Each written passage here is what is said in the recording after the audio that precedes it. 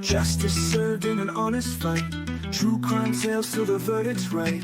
Solving more than just trivial quests, where sentences rule at the defense rests.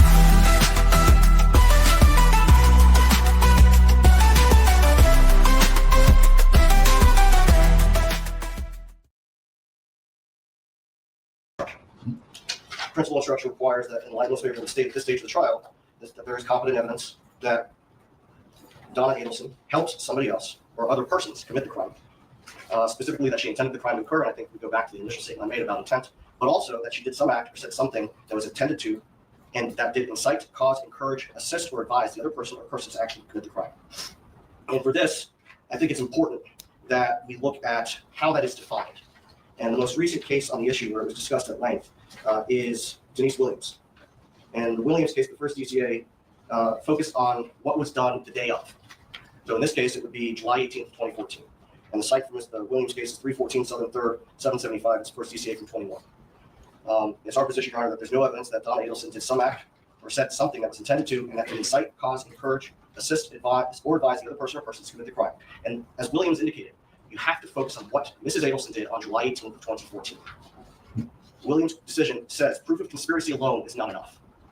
And so in the light most favorable to the state, let's go through briefly what the evidence reflects.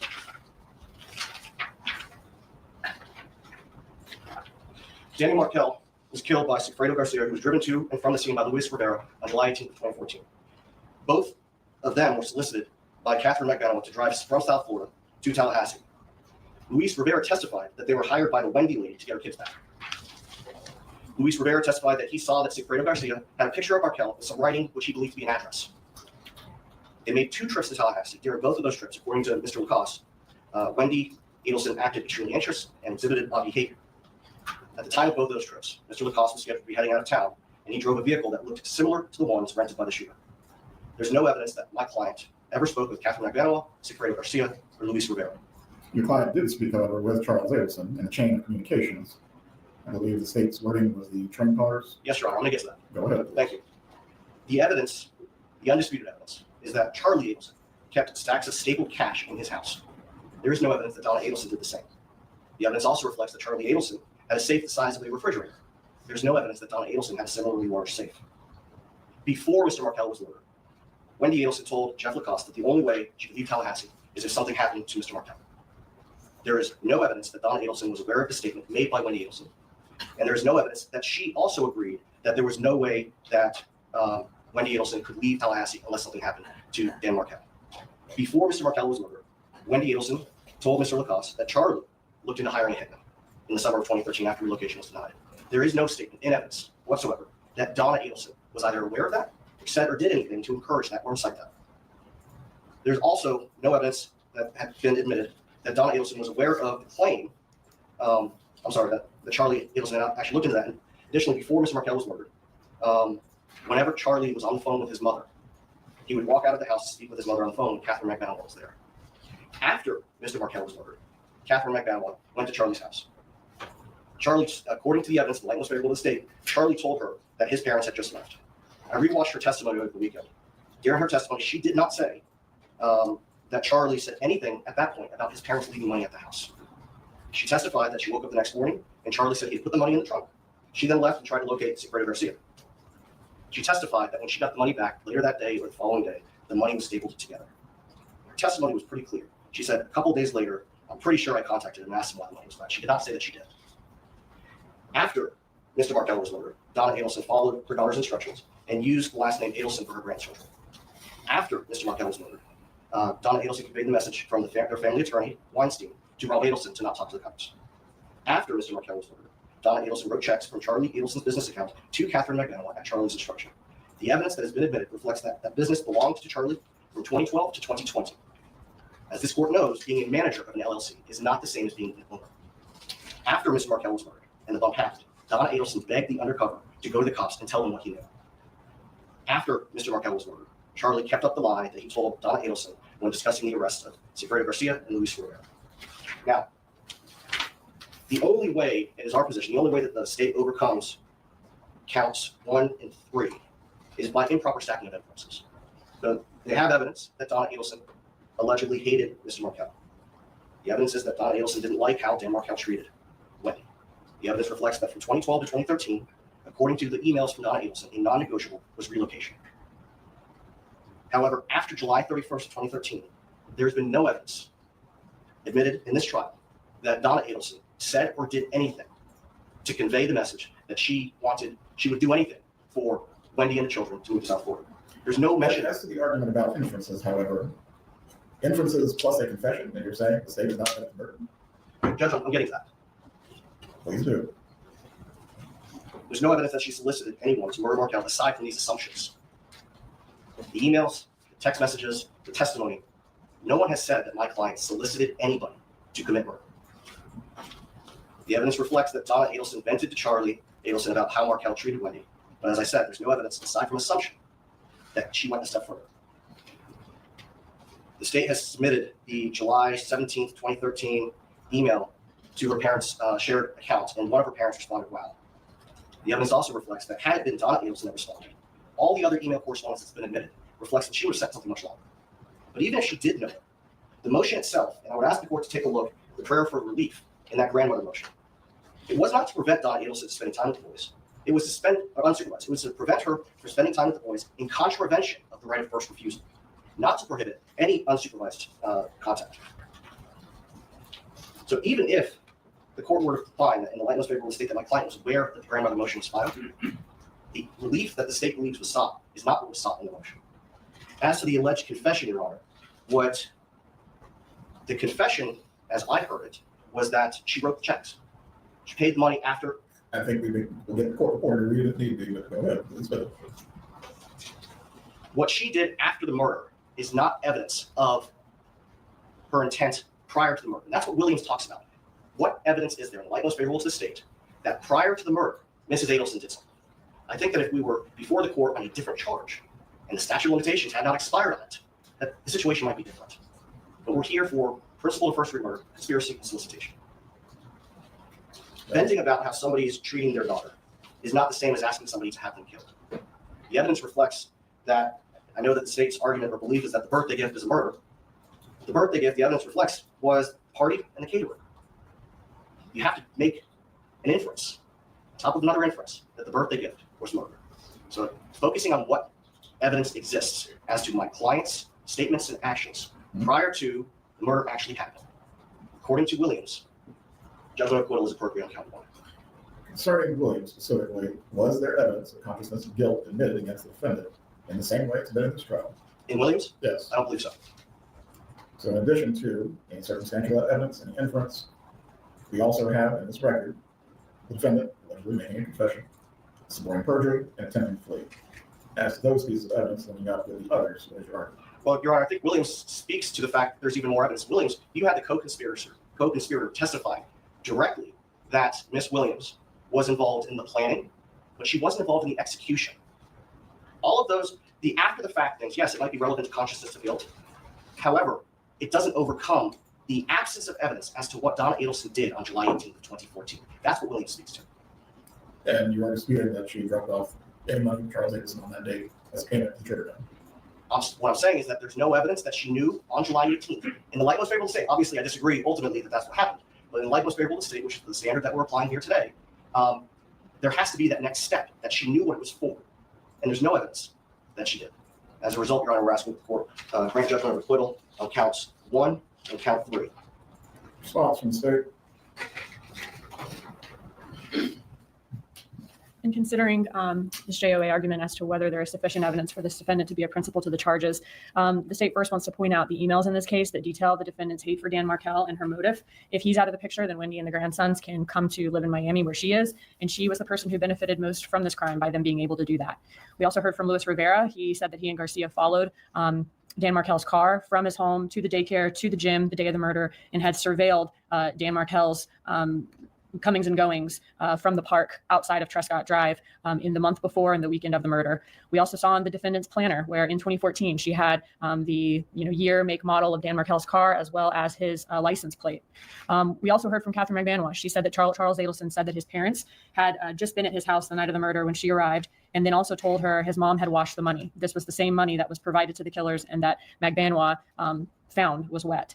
That testimony was corroborated by phone evidence showing that the defendant stopped at Charlie Adelson's house the night of the murder. We saw the text message from her saying she's outside his house, and that was during the short stretch of highway where she has 1 hour unaccounted for on her drive, when the rest of her drive she was able to accomplish within the estimated time that the mapping software would think that she would have. We also heard from Rob Adelson and heard that she told him not to talk to the FBI, and when he let her know that he already had, she said, well, you don't know anything anyway. She also had a complete lack of curiosity about what happened, according to him, and said that, I don't know and I don't care what happened. It's not my concern. We saw from the evidence that this defendant had an access to a large amount of cash, kept her cash in a safe, and that it was very common for she and Charlie Adelson to transfer cash back and forth to each other. We saw that she signed 44 checks to Catherine McBanois from Adelson Institute over the course of 2 years. This is despite the fact that Charlie Adelson had signing authority there. He could have done it himself if it was just him acting alone here. We also heard that in 2015, Harvey Adelson bought Adelson Institute back from Charlie Adelson. And we saw on the summary of the checks where roughly half the checks written to Catherine McBanois were written from fall of 2015 to spring of 2016, where Harvey Adelson would have been back as one of the primaries in the business. Donna Adelson, we also saw from the bump video, she was handed an article with Danny's picture about the murder. And she calls her son. He's the first call that she makes. And she tells Charlie specifically that this involves the both of us and that it involves the two of us when she's talking about the article that she was handed about Dan Markel's murder. So while there is a lot of circumstantial evidence and inferences in this case, there is also direct evidence. And the state argues that her admission that after being handed an article about the murder, that it involves both of us and it involves the two of us to Charlie Adelson is direct evidence and an admission of guilt in this case. And she also tells Charlie Adelson the TV costs $5, or this TV is about $5. And that's the same TV that's referenced that Charlie Adelson bought instead of hiring a hitman, and that Wendy's family, that her mother helped set up as part of her alibi and emailed Wendy about that day after the appointment was made by her father. When the wire took place, she and Charlie Adelson are overheard discussing the fact that they don't need to be talking on the phone. They don't need to be talking in an apartment. They go to great lengths to take a walk outside, to sit down by the water where they can't be overheard, to sit by the pool where they believe they're not able to be heard by law enforcement. And on the wire, we see the same pattern of communication that was seen in the call detail records before the wire took place. Donna to Charlie to Catherine to Garcia. And this is consistent with McBanois' testimony of how communication was relayed in this case. What do you contend, Ms. Giggins, specifically as to the argument of stacking inferences? What is the state's position? The state's position is there are inferences in this case. There is circumstantial evidence in this case. However, there is also direct evidence. Even if there was only circumstantial evidence, the Bush case from the Florida Supreme Court did away with excluding every reasonable hypothesis of innocence in circumstantial evidence cases. However, we have more than just that here. We have this defendant writing checks to the middleman of this murder. We have her admitting it involves the two of us. And we also have her suborning perjury by admitting to one of her friends in custody, Patricia Bird, that she did do what she was accused of. That's what Ms. Bird said on direct, and I clarified that with her on redirect. Was it that she told you that she just wrote checks, or did you specifically ask her, did you do what she's accused of, or did you do what they say you did? And she said that no. She said she did what she was accused of. And she's also offering to pay for false testimony from Bird and from Ms. Bernhardt, and even writing a script for Ms. Bernhardt to come in and recite in trial. We also have Donna Adelson adopting Charlie Adelson's extortion defense during and after Charlie's trial through text messages. And on the other hand, we have texts between Donna Adelson and Charlie Adelson in 2016, where we see that Charlie Adelson is telling her that his attorney is meeting with Garcia's attorney, and we see her reaction to that, which is not consistent with someone who believed that they were being extorted by Garcia or by that group for the past 2 years. We also see the 2016 text messages where we see Donna Adelson's reaction to Charlie Adelson workshopping this other possible theory of Dan Markel's murder. And our argument is that reaction is not consistent with somebody who believed that she was being extorted, according to Charlie Adelson, for the past 2 years. We also have evidence of consciousness of guilt in this case. We have her fleeing with an emergency fast-track visa she sought to obtain within hours of Charlie Adelson's verdict.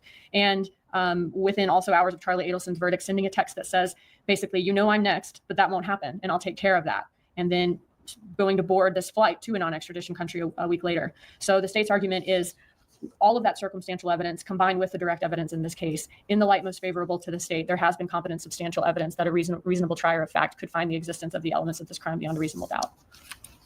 Right, the legal standard the court must apply at this point is reviewing the evidence in the light most favorable to the state.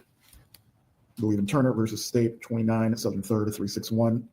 In moving for a judgment of acquittal, a defendant admits the facts and evidence in every conclusion favorable to the state that may be reasonably inferred from the evidence.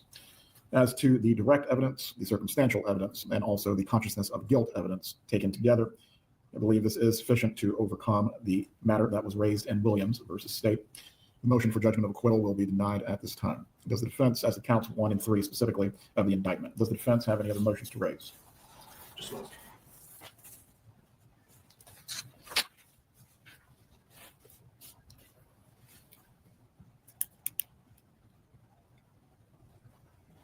Judge, there was an issue that you want to raise last week concerning advice of counsel. I don't know if we can approach to address that. You may.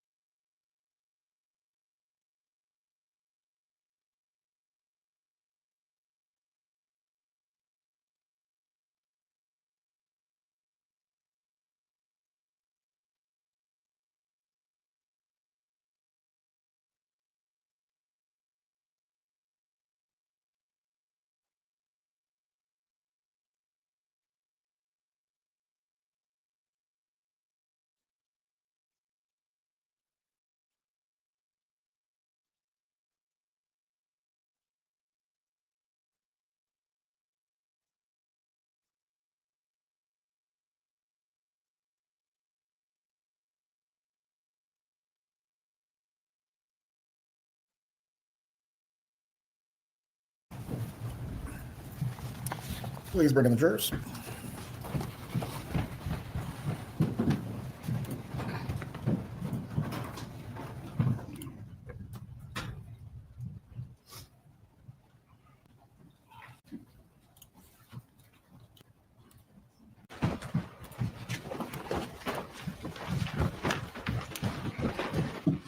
Yes. Okay. Everyone can be seated. Good morning, members of the jury. Good morning. I hope everyone had a good, restful, long weekend. At this point in time, we are going to begin with the defense's case in chief. Mr. Zellman, you may call the defense's first witness.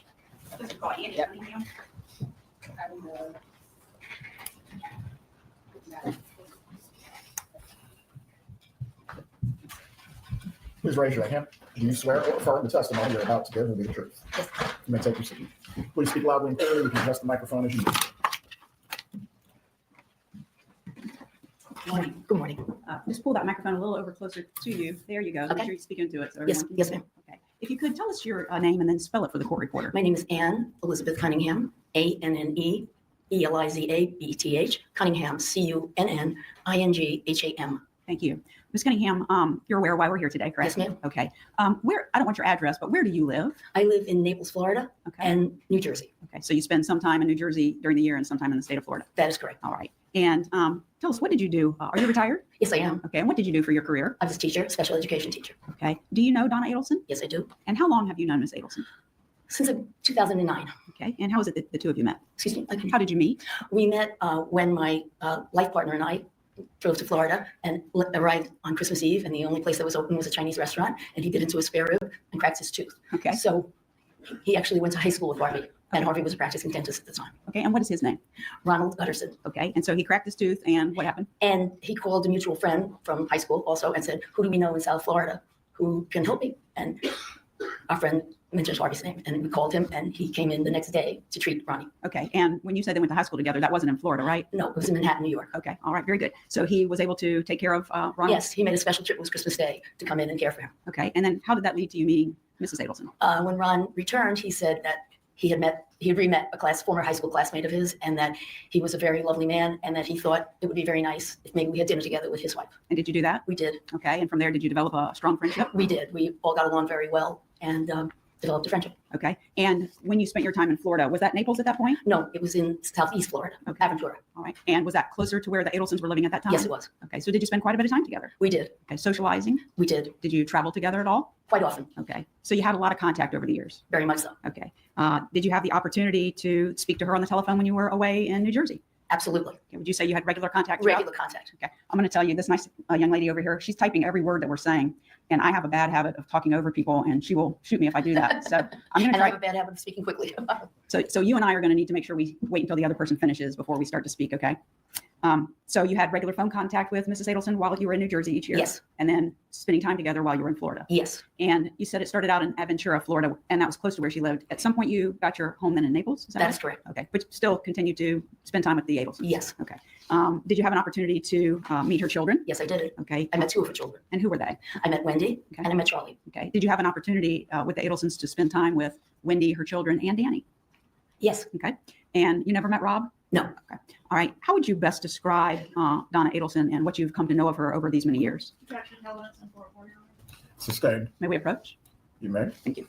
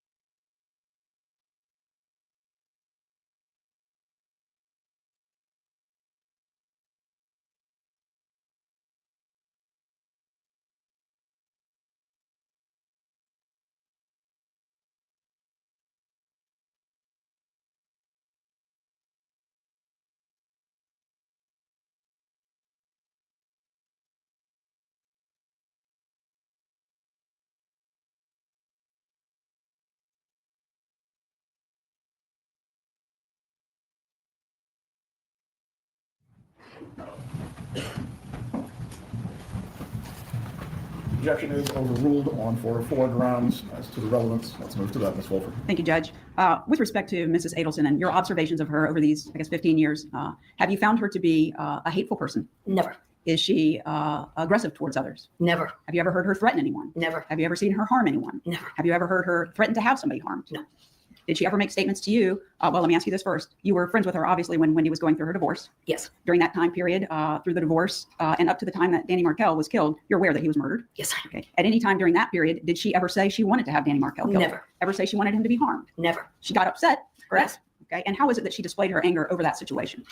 She would be frustrated, and then she would calm down, and she told me that she, Okay, you can't say what she said. yes, ma'am, Okay. But during that time period, did she ever do anything other than vent to you about it? never, Did she ever claim she was going to do anything? About Never. It? Okay. Would you say that she is supportive of her children? very, Okay. And she's Jewish. Are you as well? yes, I am, Okay. Did you find her parenting consistent with the traditions of raising Jewish children? yes, There's been some testimony that she kind of managed her kids' lives. Did she give them advice? yes, Did the children, as they were adults, make up their own minds about what they wanted to do? absolutely, Now, you indicated that you would talk on the phone with Miss Adelson. Did you use home phones to do that during some of the period of time? pardon me, I'm sorry, Home phones, like landlines? sometimes, Okay. Did you use cell phones? many times, Okay. Did you travel with Harvey and Donna Adelson? many times, Okay. And as part of your travel, did you go overseas? yes, And in your travel overseas, did you ever use any of the applications that you could put on your phone? yes, Okay. And do you recall which applications you all used? WhatsApp and Viber, And what was the purpose of using those? because you didn't get charged, for, and also to keep in communication, if we were on a cruise or on a land trip, where are you, when are we meeting, because they were free, Okay. it was easy, So while you were overseas, instead of having to pay increased rates on your cellular plan from the United States, you could use this app for free. Yes. Okay. Did you use those apps with Mrs. Adelson to hide any information from law enforcement, like encrypted, so that they wouldn't know what was going on? No. Okay. I want to talk to you. I'll lead you forward to the date that Danny Markell was murdered. That was July the 18th of 2014. Do you recall speaking to Mrs. Adelson on that date? yes, I do. Okay. And can you explain to us how you were contacted and the nature of the conversation? I was called, and Donna was quite hysterical, Okay. and she said to me, Danny's been shot. And do not speak to what anyone said out of court, ma'am. Your Honor. Please continue. Maybe Yes, approach, sir. please. Please approach.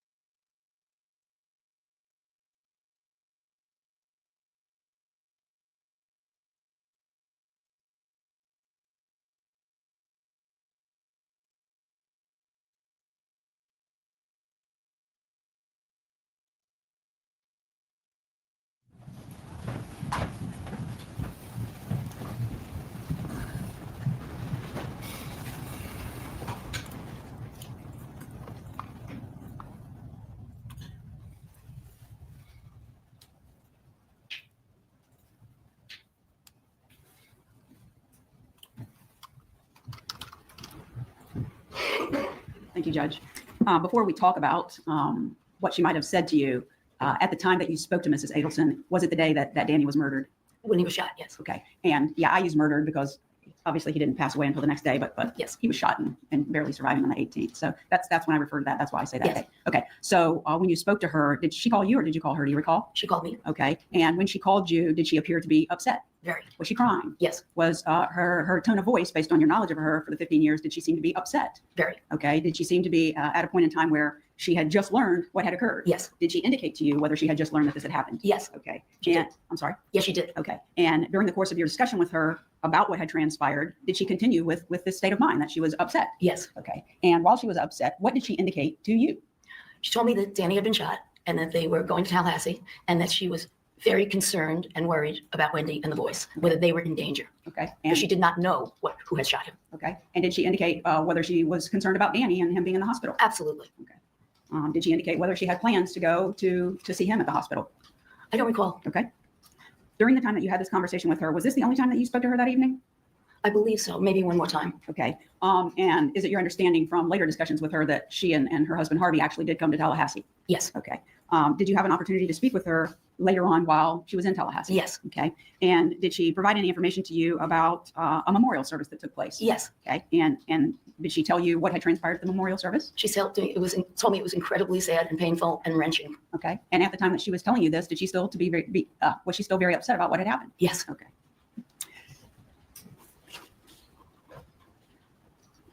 I want to go forward just a little point in time. Did you continue to stay in contact with Mrs. Adelson and her husband from the time that Danny was murdered moving forward? Yes. Okay. And you were aware at some point that her son, Charlie Adelson, who you said you had met, was arrested Yes, I was. in the case. Okay. And did you keep up with the case against Charlie in social media or news or anything? It was no. Okay. I really don't do social media. Okay. And of course it was on the news. Okay. Did you watch it on the news? As little as possible. Okay. There came a time that Charlie Adelson was on trial for the charges against him. Were you aware of that? Yes. Okay. At that time period, in speaking to Mr. and Mrs. Adelson, was it brought to your attention that Sustained. at some point did you allow Mr. and Mrs. Adelson to stay in your home in Naples Yes, I did. for the purpose of watching the trial? Yes. Okay. And are you aware that they actually did stay there for a good portion of the trial? Yes. All right. And at some point, moving forward, did you become aware that Charlie Adelson was convicted of the offenses with which he was charged? Yes. Okay.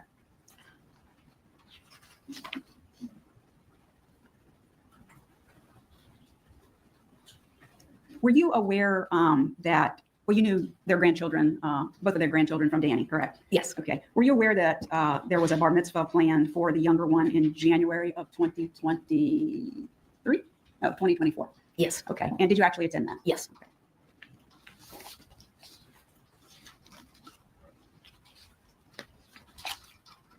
Did there come a point in time where after the verdict that you spoke to Mrs. Adelson about what in the world she was going to do? Yes. Okay. And did she discuss with you that she had planned? The answer would call for hearsay. Do you have an exception to offer concerning this? It's going to go to her state of mind, Judge. You need to lay the foundation as to why this specifically would go to state of mind, Ms. Wolford. Thank you. So could you explain to us the behavior, how Mrs. Adelson was acting at the time? Don't tell us what she said yet, but how was she portraying herself at that time? Was she upset? Yes. Okay. How did she express that to you, that she was upset? Not in words, just your observations, hearing her on the phone, etc. She cried a lot. Okay. She was very concerned about Harvey. Okay. Very concerned about Charlie. Okay. And just incredibly sad. Okay. And during the time that she was sad and worried about Harvey and Charlie, now that he's going to prison for life, you knew Yes, that. Okay. yes. All right. So during that, when she's having these emotions, did she tell you that she was planning on Please approach.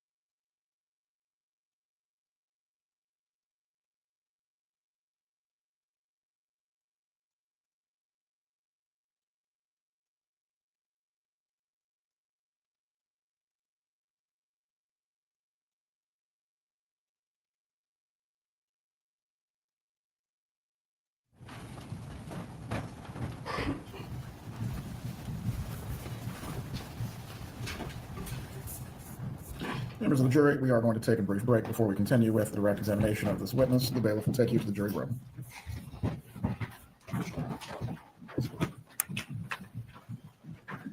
Ms. Cunningham, you may step down. Please step outside of the doors. Don't discuss your testimony with any other person. Yes, sir.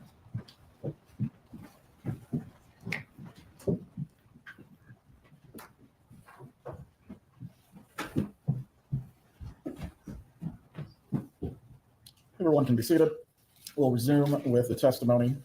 We'll try to at least within the next 5 minutes. We'll give the defense an opportunity to confer with the defendant. If anyone needs to use the restroom or stretch your legs, please do so now.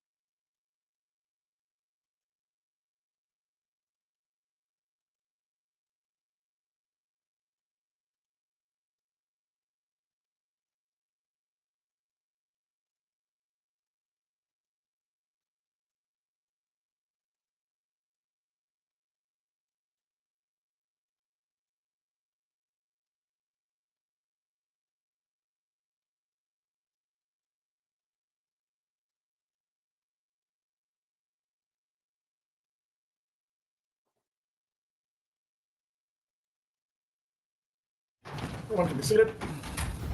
You can check how many jurors are still using the restroom.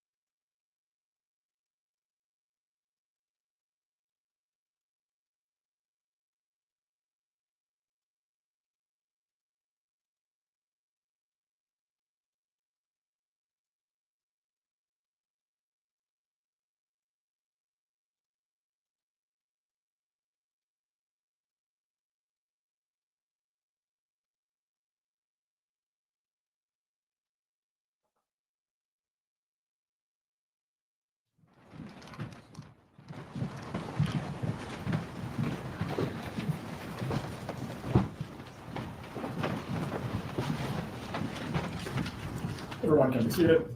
The objection is sustained. You may continue with your examination of this witness as to any other matters. Thank you. Mrs. Cunningham, we were talking about the fact that you were speaking to Mrs. Adelson after the verdict came out about her son being convicted, correct? Yes, Was she upset about that? yes, Was she crying? yes, Was she, did she appear to be distraught about the circumstances? yes. Was her actions and her words to you when she was discussing this with you, was she in a calm state or an excited state? It's very excited. Okay. And during the course of her conversation with you in that state, did it become to your attention that Mrs. Adelson was considering an option about her life because all of this had just happened? Yes, Okay. And what was that? she was considering taking her own life.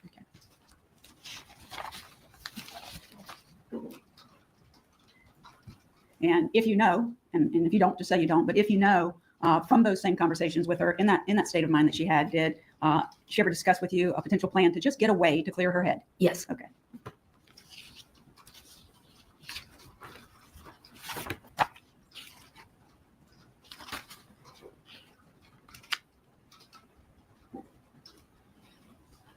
You have just a moment. Thank you.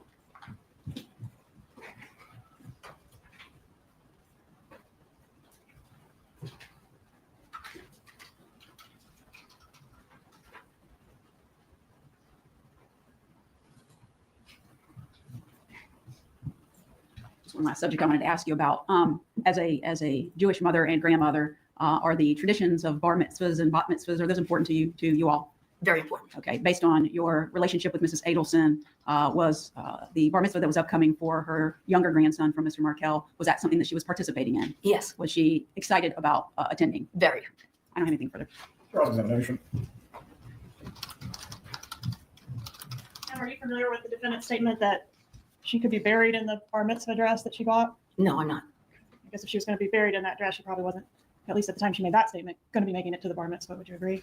No, she was always going to be making it to the bar mitzvah, as far as I knew. Even if she was dead and buried, she was going to make it. I never heard that. Okay. Was she suicidal when you spoke with her after Charlie's verdict? Yes, You were best friends with her. yes, Okay. And she would call and vent to you about Danny Markel. sometimes. All right. And did she ever call him names? Not to my knowledge, not to me. Did she share with you that she was planning to offer a bribe to Mr. Markel to facilitate relocation? I don't recall. Did she talk to you about plans to threaten or to convert the children to Christianity in order to strong arm Mr. Markel? She mentioned that she had said that, and she said that was so foolish of me. When did she say that? I don't know whether we were together or on a phone call. I'm not sure. Did she ever tell you that she was being extorted in reference to Mr. Markel's murder? Eventually, yes. Okay. And when you say eventually, when did she tell you that? We were on a trip to Japan together. Okay. When was the trip to Japan? We took so many trips. I'm not exactly sure of the year. Was it between the murder and the first arrests? I don't recall. And when she told you that she was being extorted, then naturally you learned that she knew who had killed Dan Markel. No, Obviously, it's the people that are extorting her, right? she didn't know what. Are you talking about? Yeah, I guess. I don't know. She was forced to make payments to the people that killed Yes, Dan Markel. yes. That's what the checks were all about, right? I don't know about the checks. Well, when she told you she was being extorted, if it wasn't about the checks, how was she being extorted? She was. I'm confusing that with the bump. I believe that Charlie was being extorted by Catherine. Prior to the bump, you knew that Charlie was being extorted by Catherine. No, I believe it was afterwards. After the bump, you learned that Charlie was being extorted by Catherine. I'm not sure of the timeline. Okay. And when you learned that Charlie was being extorted by Catherine, you learned that your friend, your best friend, Donna Adelson, was also being forced to write these checks as payment to the killers that were extorting. I don't recall. And when the phone call was made to you, you were saying, I guess it was the night of the verdict, you got the phone call and she was very upset and suicidal and so forth. What was your phone number at that time? Oh, I believe my cell number. Okay, what's your cell number? Just give me the last 4 digits. If you want. 1655. And did you watch the trial of Charlie Adelson? At the very end. Okay, and during the trial of Charlie Adelson, were you in regular communication with your best friend, Donna Adelson? Yes, but we didn't really discuss the trial. Well, would it refresh your recollection to review your text messages during the trial? I guess it's a long time ago. An approach. Show you those. I'm going to just draw your attention to circle a few here, but you're Sure. free to look at as many as you need to for context. Oh, yes, this part I do recall. You do recall that. Thank you. You can show that's the same message you're referring to.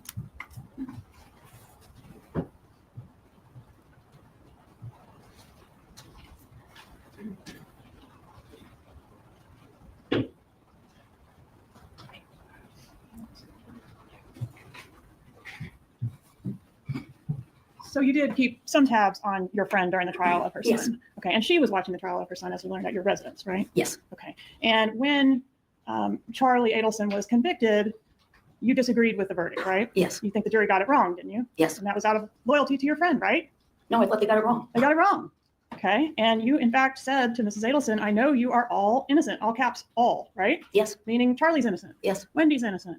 definitely. No Adelson had anything to do with the murder of Dan Markel. Isn't that what you think? Yes, And when she went to Vietnam, or was trying to go to Vietnam to clear her head, she was going to clear her head in a non-extradition country. Can you agree with that? I wasn't aware it was non-extradition. Okay. She was going to clear her head with a one-way ticket to go do the head clearing. She had no idea how long they were staying or where they would go. Are you familiar with her statement that she's hoping to make it out of the airport on time? Yes. Hoping to make it out before what? No, she meant the plane was on time. No, ma'am. I'm referring to hoping to make it out before law enforcement apprehended her. You aware of that? No. She didn't say that statement to you. I don't recall really. Okay.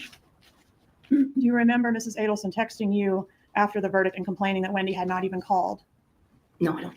Would it refresh your recollection to review that message? Fine. Please show the front.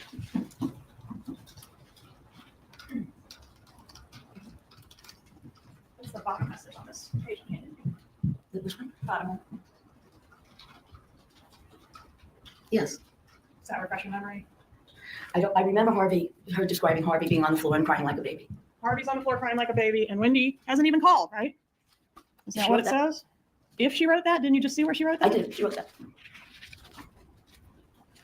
And you offered to come and be with her during that difficult time, didn't you? I believe we did.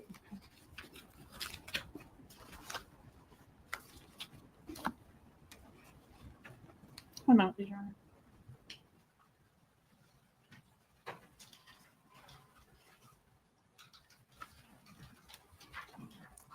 What type of work does your husband do, or did he do before My he late husband? retired? My I'm late- sorry, I thought you had, maybe it's not your husband, partner? Partner. Is that Mr. Gutterson? Yes. What type of work does he do, or what's his background? He owned a computer consulting business. Does he also do anything with real estate? He did it with his ex-wife. They flipped apartments a lot. They moved a lot. Okay. Made a lot of money in real estate. No further questions. Redirect examination.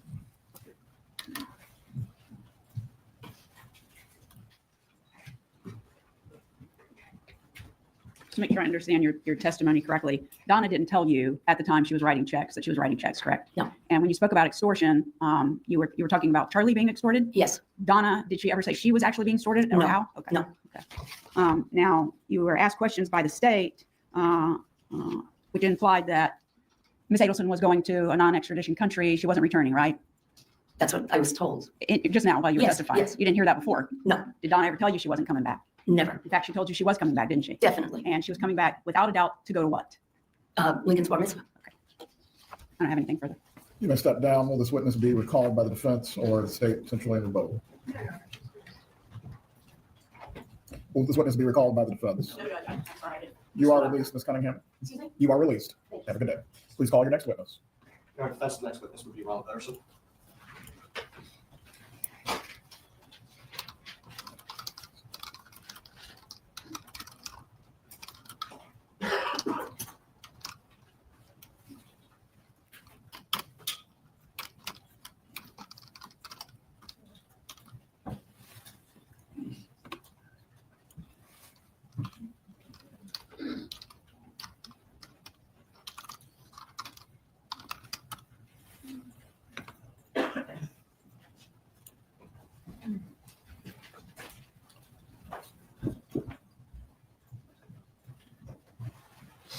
Mr. Gutterson, please raise your right hand to be sworn.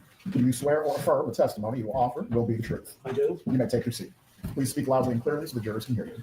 Good morning, sir. Can you please introduce yourself to the jury and spell your last name for the court reporter? My name is Ron Gutterson, Gutterson.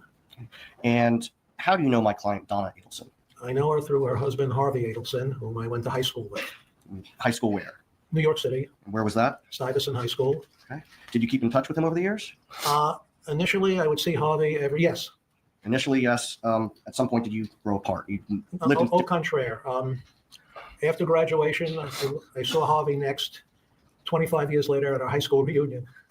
And then we had one every 5 years thereafter, which I saw him. And then in around 2008 or 9, something like that, I was in Florida for Christmas. And this is funny. I was in Florida for Christmas. We get to Florida, Miami, Christmas Eve, everything is closed. We're hungry. What do you eat? Chinese food. So we order Chinese food. I bite into the spare rib. I crack my front tooth. I call a friend of mine who's a dentist in New York who also went to high school with us. And I said to him, who do we know in Florida? I need a dentist. He gave me a choice of names, one of which was Harvey. The other fellows were academics teaching at the university. Harvey I knew from high school. I called him on Christmas. He saw me the next day and we reconnected and we became friendly. And then he and Donna and Annie and I would travel together and we really bonded. The chemistry was there. Can you describe their relationship, Donna and Harvey? Once again, Can you describe their relationship, Donna? a very loving couple, very together, very warm. Were you aware that their son, Charlie, was arrested in this investigation? Yes. During Charlie's trial, can you describe Donna and Harvey's state of mind, how they were feeling about things? To put it mildly, extremely upset, off the wall, like most caring parents would be. Did there come a time, now your life partner is Annie Cunningham? Cunningham? Okay. And when you first reconnected in 2008 or 2009, did you all have a place in Miami or in South Florida? Yes, Annie had a place in Aventura And at some point later, did you purchase a house on the west coast of Florida? in 2015, And where was that? Naples, Florida. At some point during the trial, did you and Annie offer to allow Donna and Harvey to stay at your place in Naples? Yes. Why was that? We were not using the place. We're snowbirds. They, during the trial, were, for lack of a better word, pestered by bloggers and reporters, and they just wanted to avoid that. We live in a gated community. We offered them the use of our home, especially since we weren't there, and they availed themselves of this opportunity. After the verdict was rendered in Charlie's case, did you speak with Harvey and Donna? Several days later, and Annie spoke to Donna, and obviously they were distraught, and Harvey was off the wall. What do you mean when you say off the wall? He was devastated. His son was convicted.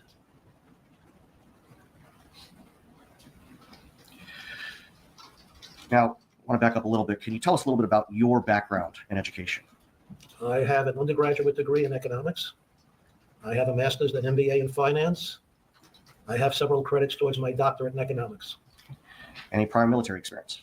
I was in the Army Reserve Military Intelligence Division, And when was that? approximately 1966 to 1971. After the conviction, did you become aware that Harvey and Donna were trying to travel to clear their heads? Yes, Did you know whether or not that was a permanent move or was it temporary? it was, to the best of my knowledge, a temporary move. It was approximately November, and they were coming back in January or February for their youngest grandchild's bar mitzvah.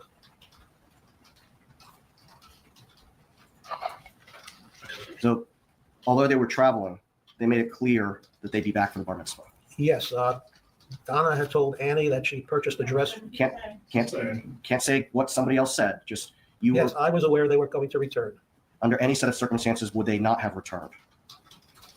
I don't know. But under normal circumstances, they would move heaven and earth to be there for that traditional occasion. Just a moment, Your Honor.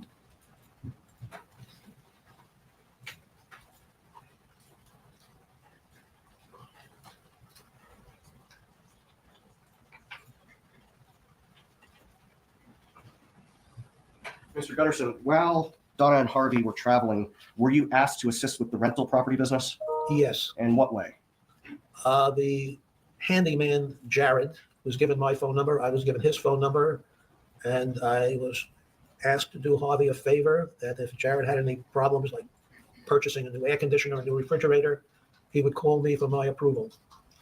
And then, but it was clear to you, clear to Jared, that this was a temporary arrangement while Harvey and Donna were traveling. Until he returned during his absence.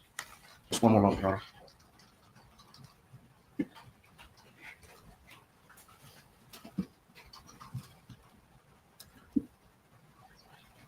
Nothing further, Your Honor? Cross-examine. You said that under normal circumstances, they were going to make every effort to return to attend that bar mitzvah, right? Yes, Obviously, normal circumstances would not include a warrant being issued for their arrest for first-degree murder. That would be an abnormal I circumstance. am not aware of that. But you would agree that would be an abnormal circumstance that might Yes. prevent them from By the coming same back. token, at the time, there was no warrant out for her arrest when they left. Right, right. But might cause them to not come back, wouldn't it? Once again, It might cause them to not it come back. might, you'd have to think twice. Sure. And when the verdict came down on Charlie Adelson's case, do you recall Mrs. Adelson reaching out to the two of you saying maybe she might want you to come to where she was? Do you remember that? To Vietnam? No, sir. She wasn't in Vietnam. I don't know exactly where she was, but she You mean in said, Florida, in the state of Florida? yes, sir. Can't say exactly why, but we may need you guys to come here. Remember that? Yeah, for moral support. Okay. And where were you located at the time that those text messages were sent? Were you in New To the York? best of my knowledge, in New Jersey. In New Jersey. Okay. And she says that Wendy's not responding to them, so she has some issues she may need your help with. Do you remember that? To the best of my knowledge, yes. And those were the issues regarding your assistance with managing the rental properties? No, just overall moral support. Okay. Well, she says specifically Ron may have some work to do here. What is that reference? Is that the moral support? That and helping with Jared, but I was never spoken to by Donna about this matter. This was between Harvey and myself. Okay, but you understood that you may be needed to come down. My to Florida to services do may be some help. needed as a friend to assist. Right. And you were happy to do that, right? That's what friends are for. In fact, the response is whenever, whatever you need, we're there. Words to that effect, yes. Thank you. Nothing further. Reelect.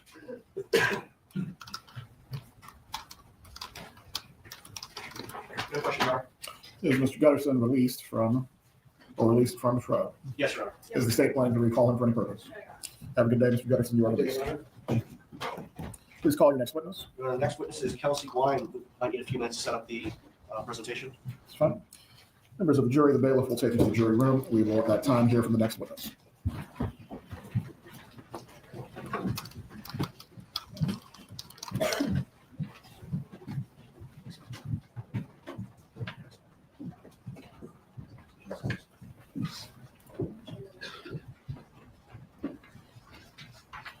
Everyone can be seated.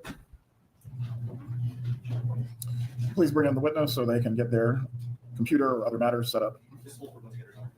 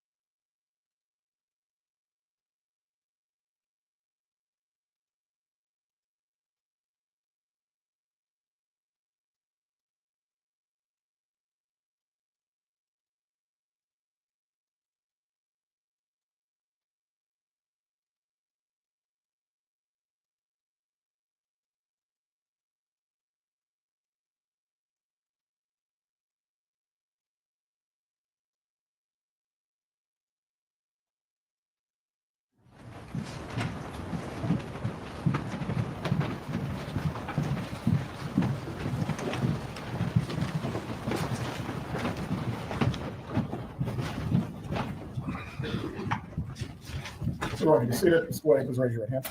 Do you swear or affirm the testimony you're about to give will be the truth? You may take your seat. Please speak loudly and clearly for the jurors. You may examine. Thank you, Your Honor. Good morning. Can you please introduce yourself to the jury? My name is Kelsey Guay, and I'm a senior digital forensic examiner. And where are you currently employed? I'm currently employed by Roloff Digital Forensics, which is a small private company based out of Spokane, Washington. And tell us a little bit about your background and training in the area of digital forensics. Sure. So starting at the beginning, I graduated from Portland State University with my Master's of Criminal Justice in 2016. During that time, when I was in grad school, I worked for the Clackamas County Sheriff's Office in their Family Justice Center, which is a domestic violence clinic. After graduating grad school, I became employed with the Portland Police Bureau, which is in Portland, Oregon. I was employed as an investigative crime analyst. So for about 3 years, I supported the entire detective division, and I worked on anything from call detail records, mapping cell site location, developing frequency analysis, looking at pattern of life. I would also help them review search warrant returns. So things like when they get data back from Google, Facebook, Twitter, Instagram, Snapchat, and I would do some open source, just looking at people's profiles online to help an active investigation. After that, I was the ICAC analyst, and ICAC stands for Internet Crimes Against Children. So during that time, I performed phone extractions. I went on scene to search warrants where there was an internet crimes against person suspect. I would do RAM captures and router examinations. I would also review every single cyber tip and any search warrant returns that came back for those cyber tips. After that, I was the digital forensics lab manager. They civilianized the unit. I was a civilian employee my entire time with the police bureau.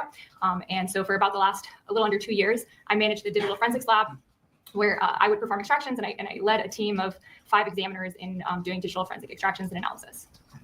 Can you tell us approximately how many hours of training have you had specific to the review and analysis and interpretation of call detail records and cell site location information? I have a general 400 hours of training just related to all kinds of things: digital forensics, CSLI, cybersecurity. If I had to guess, I would say maybe 100 hours dedicated to cell site location information. And with respect to call detail records and cell site location information, how many sets over the course of your career of call detail records have you reviewed for casework? Like actual files, I don't have an exact number. I would say, close to 1,000, if not over. Some of the cases I work on can have, 10 and more phone numbers. So each case can get quite expansive pretty fast. So I would say maybe roughly 1,000 different sets of records. And with respect to mapping of call detail records, can you tell the jury approximately how many times you've had to map cell site location information from call detail records? Sure. I would say maybe about half. When I was working in law enforcement, they don't always get location information for a call detail record. Sometimes they just get records without mappable location information, and they want like a frequency analysis, looking at patterns before event of interest. So I would say probably about half of the records I reviewed. Have you previously offered testimony in court concerning the subject matter? I have. And have you previously been qualified as an expert in digital forensics specific as to cell site location and call detail records? In Oregon, it's a little bit different, but in at least one, they did provide me as an expert. Most of it was my employment at the police bureau. At this point, Your Honor, I would tender the witness. State wishes will dire the witness as to her training or experience. Yes, sir. Is there an objection to her ability to provide an opinion in the field of digital forensics? Yes, sir. Members of the jury, while this witness testifies, she will be permitted to provide you with an opinion in the field of digital forensics. You may continue. Thank you, Your Honor. Ms. White, in this case, did you review call detail records that were provided or obtained by law enforcement? I did. Okay. And specific, can you tell the jury what records you reviewed? So when I started working on this case, I was given a lot of different data, just so that I could see everything that had been obtained by law enforcement. However, my focus was on Donna's cell phone records. So that's where I kept most of my focus, was on her records. However, I reviewed all of the data. So essentially there's a lot of AT&T records encompassing various time periods. Some of them, duplicate of the same time period. There were also Sprint records. I think there was also some Verizon and T-Mobile records. So there's a lot. Okay. Now, we did not provide you with the tower dumps. We provided you specific with the records of the individuals that were obtained by law enforcement, correct? Correct. From like a company like AT&T, T-Mobile, related to a specific phone number. Did you also review any testimony that has been provided in the past by Sergeant Corbett? Yes. Specifically, what sets of testimony did you review? There was, I guess, from this trial, 2 PDFs that I was given discussing testimony from this trial. I think there was also potentially other testimony from previous events that I skimmed because it wasn't necessarily relevant to what I was asked to look at. Were you provided the information, were you provided call detail records that included cell site location for Harvey Adelson? I was. And specifically for Donna Adelson? I was. And Charlie Adelson? I was. Were you also provided with a PDF of the PowerPoint that was prepared by Sergeant Corbett? I was. Okay. What were you asked to review related to this PowerPoint? So to just look through all of it, there was about 350 slides. So I, kind of went through it side by side, but my specific focus was on slides 26 and 28, which were charts of a frequency analysis. Would it be helpful to the jury to see specifically what you reviewed and the work that you performed? I believe you guys have probably seen this already, but yeah, it might be helpful to have a visual. Pull it up, please. Do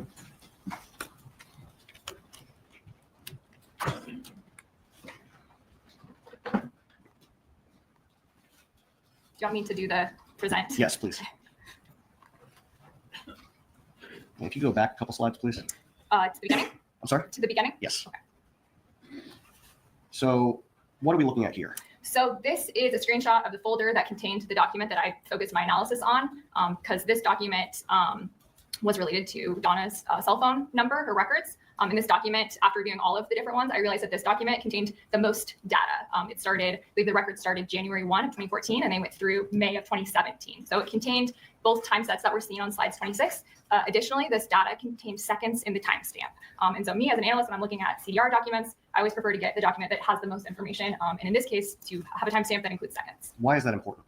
I mean, it's important for, different reasons depending on the case. If you are very interested in building like a chronological timeline, having seconds, right? Because we have 60 seconds in 1 minute. So if your call detail records only show you the minute and not the second, things could be coming in showing the same minute, but you don't actually know which happened first without the second timestamp. So different reasons why it can be important. And in that same note, I think your next slide shows what you obtain or what you see when you open up this file. Correct. Can you show that to the jury, please? I can. So you might have also seen something similar to this earlier in this trial, but this is what that document looks like when you open it up. This is just the first 3 rows because this document, like I said, goes through 2017. There are a lot of rows in this document. So it's just a glimpse of what it looks like when you open it up in a text document, which is the native format. This is not very easy to work with as an analyst. You could take this and you could put it into an analytical program and run some calculations on it. However, when I looked at this in a little bit more detail, and there are slides, I realized this data was kind of messy. And by messy, I mean I wouldn't necessarily just trust putting it into a program and trusting the numbers that came out. So I took this document and put it into Excel.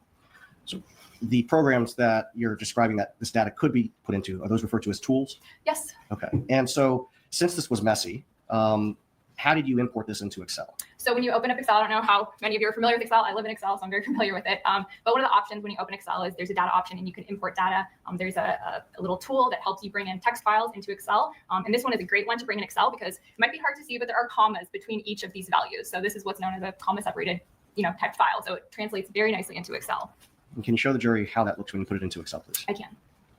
So this is that exact same first 3 rows, and this is what it looks like in Excel. How does the software, does Excel know how to separate that those 3 lines into making this correctly? So essentially there's like a little walkthrough tool when you import data into Excel from a text file, and it will show you a preview. Is this what your data should look like? And you can say, yep, it's using a comma, it's displaying correctly. Is there anything that you have to do with the times to adjust them for Eastern time? Yes, so this specific file, it's again, probably very small, but in column 2 or B, the header says connect date or con date time UTC. So it's very common for call detail records to come in UTC. And if they explicitly say UTC, you know it's UTC. So for these records, the times of interest were in summer. So I knew that this would be in Eastern time. So I was able to add a column in Excel. Again, very easy to do this in Excel. Add a column, write a quick formula, do that time conversion so that I can make sure that, because if you have a call that's in UTC, it might be showing on a different day. But if it kind of happens within that, plus or minus 4 window of when days change, I wanted to make sure I was looking at the right dates for Eastern time. Okay. And then you did this for what data? I did this for Donna's records, the file that we had identified on that very first slide. Okay. And then did you also do a similar analysis for Charlie's call records? I looked at his phone records. I did not go quite in depth as what I did with Donna's, but I did look at his in Excel as well. And I believe the next slide is that frequency chart. No, the next slide is essentially an example of kind of the messiness that I was referring to earlier. Can you show the jury that, please? Yes, of course. Would you like me to explain? Yes, please. What are we looking at now? Okay. So this is that exact same document. Now, instead of just looking at the first 3 rows, we're looking at rows 1 through 9. And this is at the very top of the document. So as I open up any kind of call detail records, I want to get an idea of what the data contains. So in this example, that red box is just showing 3 unique rows of data. But when I look at these 3 unique rows, I see a couple things that indicate to me that these 3 unique rows might all be referring to the same one call event. And by call event, I mean like an incoming or outgoing call. So if a program takes this, it might see this as potentially 3 different call events. Whereas me as a human, I can realize, oh, there's indicators that tell me that this is one call event. Is there any way you can zoom in on that a little bit? Not in the presentation mode. Okay, if you could back out of the presentation mode and zoom in so that the jury can see what you're talking about, please. I will do my best. I don't know if this is getting any better or worse. Okay, so the top line that we're looking at there on line 6, What does the data from that line of call detail records tell you? So essentially, when I look at row 6, I see the connect date time, which is when the call was initiated, whether it's an incoming or outgoing call. I see a few things. I see the seizure time, which is the time it takes for the network to set up the call, the elapsed time, which is ET. That's how long the phones would have quote unquote connected. I see the originating and terminating number. So, oops, a little too far. There we go. Originating number, so the call that it was started on, terminating the call, the phone number that the call was ending on. And then because this is a screenshot of Donna's phone records ending in 0997, we also see the IMEI and IMSI. Those are just the, it's like a VIN number for a phone is an IMEI, International Mobile Equipment Identifier. And then the IMSI is International Mobile Subscriber Identity. And that's how the network can tell that you are allowed to be on their network, right? And make calls on the AT&T network. We also see the call type, CT, mobile terminating, is what that MT stands for. So again, it reinforces the fact that we see Donna's phone number in the terminating column, and then it's reinforced by that MT. In the feature, this is unique to AT&T records. So this is some random, they look like maybe what might be random letters, but they all have meanings. And there's a record key that if you're not super familiar with what those letters means, you can go and look at that record key. But essentially what this is saying in human speak is that the number calling, there was number identity present, that's that NIOP. There's the CN or CFNA, which is call forwarding. It wasn't available, that it couldn't reach the other party. And then you see that VM, which just means voicemail was involved in this transaction. So the next line, so the features, what does that tell us about this call? It tells me that there was an incoming call to Donna's phone and it was sent to voicemail. Okay. What does the subsequent 2 lines indicate? So the next 2 lines are related to this initial call event. So I can see that this next one has voicemail. I also can see that this is the forwarding number, which is to forward it to the voicemail box.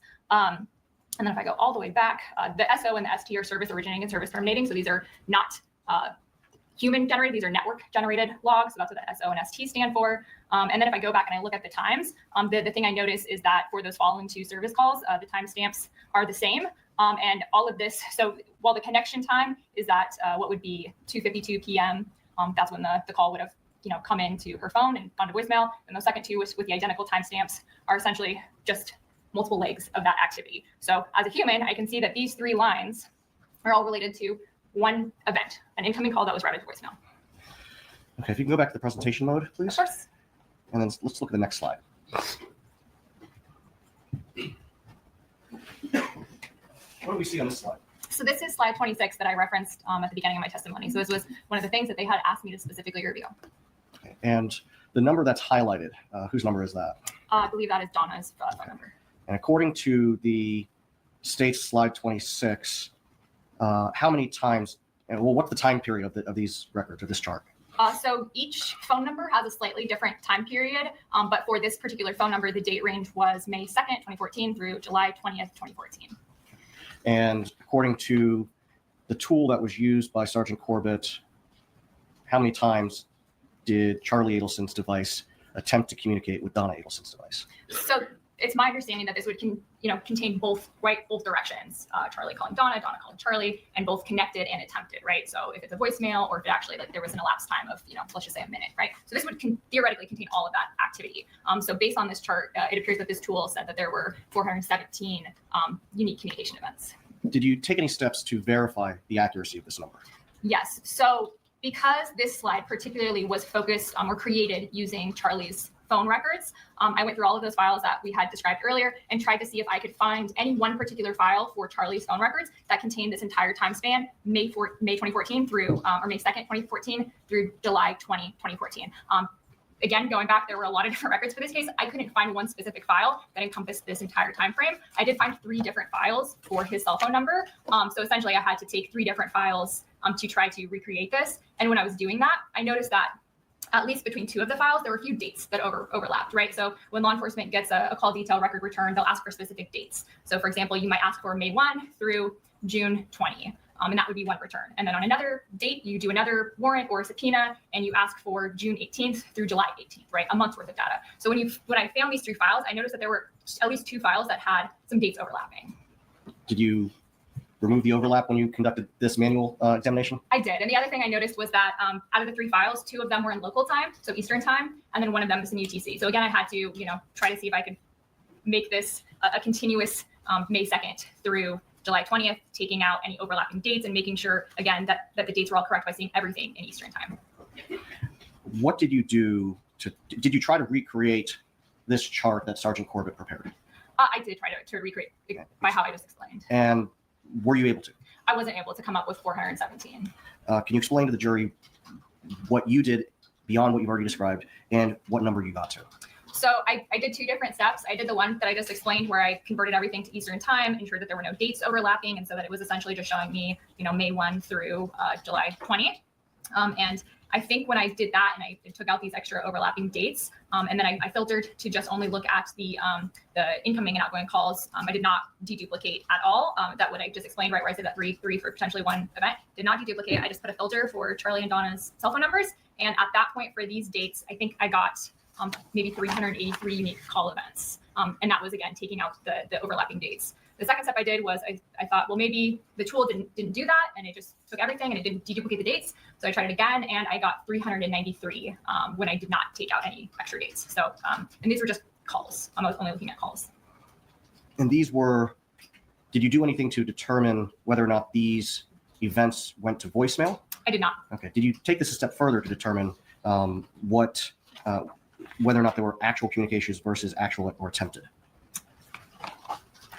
Sorry, could you? Sorry, it was a poorly worded question. So the 393 that you identified is both connected and attempted. Correct. Is there a way to determine whether or not something is attempted versus connected, aside from the voicemail flags that we talked about a few moments ago? So the voicemail flags are going to be the best indicator of if somebody didn't connect, because AT&T is telling you that the phone call went to voicemail. So as an analyst, that's to me the best indicator.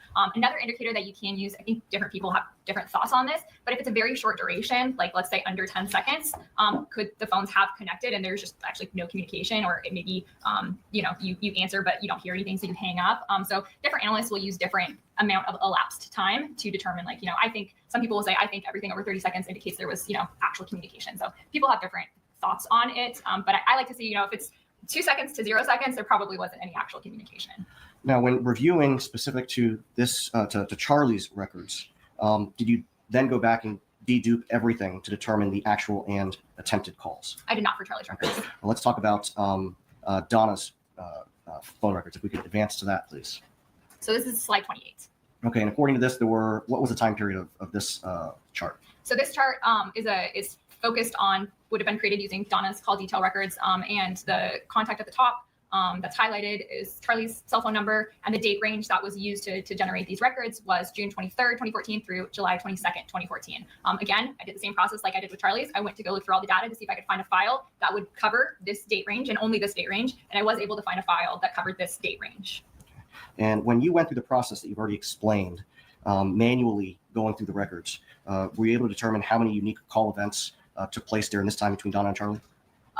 Unique. So for this one, I took the original file that I mentioned, and I just looked at the filters between Charlie and Donna's phone number, and I was able to recreate the 80 when I just look at the totality of the data. Taking a step back, all the way back to that slide 1, I mentioned that record for Donna contains data from 2014 through 2017. So that particular document covered both of the timeframes. It covered this one, which is June 23 through July 22, 2014, and it covered what was in Charlie's records, which was May 2nd through July 20th. So I used that document that I showed you guys at the very beginning to dedupe. So I went through that document. I put the filters for Charlie and Donna's phone numbers, and then I went through each line during those timeframes to determine, like, is this a voicemail activity? Is this just AT&T duplication? Is this an actual unique call event? So that was the document that I used, focusing on these two parties' phone numbers. And I went through each line by line, and removed manually any rows that I believed to be referencing the same call event. So when I did that, I got, for this time frame, deduplicated, and this would be attempted and connected, right? So it's including the voicemail. It's just noting that there's only one line for that voicemail, not potentially 3. I got 69 unique call events that would be connected and attempted. So the failure to manually go through these records resulted in an overinflated report in these frequency reports. Yes. Okay. Now, in addition to this data, and I don't think we have any more slides. No, we do not. Okay, so Would you like me to unplug it? Okay.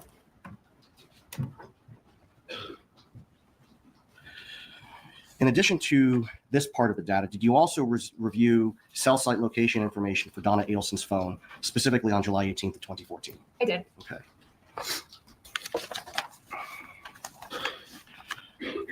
And did you identify the cell phone towers that likely provided coverage to Charlie Adelson's home on July 18th of 2014. The towers that he could have been connected to from his residence. So I was not provided with like an AT&T master cell site list, but I mapped the records for July 18th that are available in the AT&T document. Who has access to the master records? Law enforcement. So presumably law enforcement would have gotten those records and taken a look at what cell sites, what towers and sectors would correspond to Charlie Edelson's residence. Correct. Okay. And in your review of the records, the call detail records that were provided to you, obtained by law enforcement, did Donna Edelson's handset ever connect to a tower that could provide coverage to Charlie Edelson's home on July 18th of 2014? No. With those same records, was there any instance on July 18th of 2014 where Charlie Edelson's handset and Donna Edelson's handset were connecting to the same tower? No. Nothing further, Your Honor. Cross-examination? Do you disagree with any of the mapping of the cell site locations from Sergeant Corbett's presentation? No. No. We saw on the section of his report where it shows a travel analysis of Donna Edelson the night of Dan Markel's murder. Do you remember that? The ones where there's like projected travel paths. Correct. I do remember that. Okay. And you don't disagree with the fact that her phone was communicating with the cell site in North Miami at 8:35 p.m. and you don't disagree with that site or sector that he mapped there, right? Correct. And you don't disagree with on the following slide that the next time she has location in her cell records is at 10:57, and you don't disagree with that cell site or sector that he mapped, right? So I think the 1053 I'm sorry, 10:53. Thank you. was actually Harvey's cell phone, but if they're presumably in the same vehicle, the tower and sector is correct. Okay. So for the location south of Charlie's residence and the location north of Charlie's residence that we have location for, you do not disagree with that? No. Okay. And the iMessage where she says outside your house, would you expect to have location for iMessages? If it's from an iCloud return, no, I would not expect there to be location information from iCloud. Okay. So I just want to be clear. It's not that we do have location for outside your house and it's not consistent with Charlie's house. It's just that we don't have location at all for outside your house. Correct. There is no location. But Donna Edelson says her location in that message, right? There's the text message from the iCloud. Correct. Where she says outside your house. Correct. That's the contents. Okay. When you looked at Donna Edelson's records, was there a phone call between Donna Edelson and Annie Cunningham on the evening or night of July 18th, 2014? I'm not familiar with that name. You're not familiar with the name Annie Cunningham? No. Okay. What if I gave you her number? Would you be able to look and see? I don't have the call details memorized, so. Do you have them with you? The original documents, I do. Laptop? Okay. Yeah. Would you be able to look and see? I'm going to check this beyond the scope of the record. Please approach.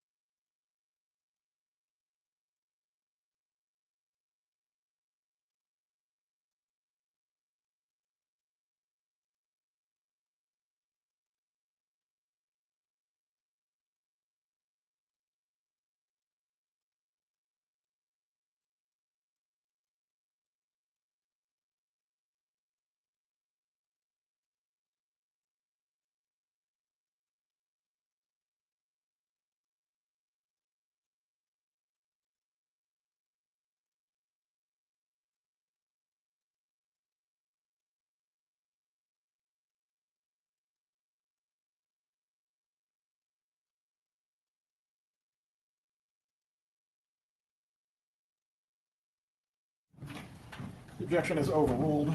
This way, if you need the question repeated for you, Ms. Dugan will do so. I'm pulling up your call detail records for Donna Edelson. Of course.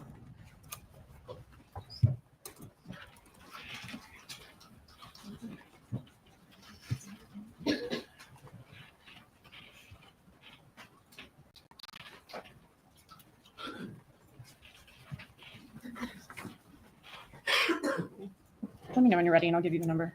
It's a fairly large file, so it'll take us a minute to load.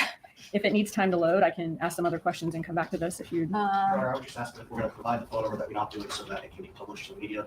That's fine. Mr. Dugan, please handle your questioning on this matter discreetly so the phone numbers are published to anyone watching. Thank you, Your Honor. I'm just going to filter to that date. You can approach the witness to show her anything that she may need to read concerning this matter. Yes, sir. I'm just trying to get to the 18.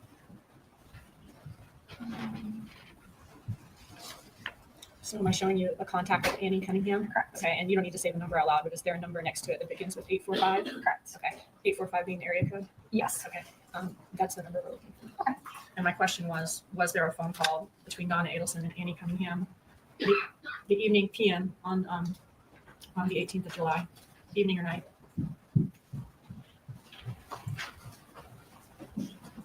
And to reiterate, it started with 845, correct?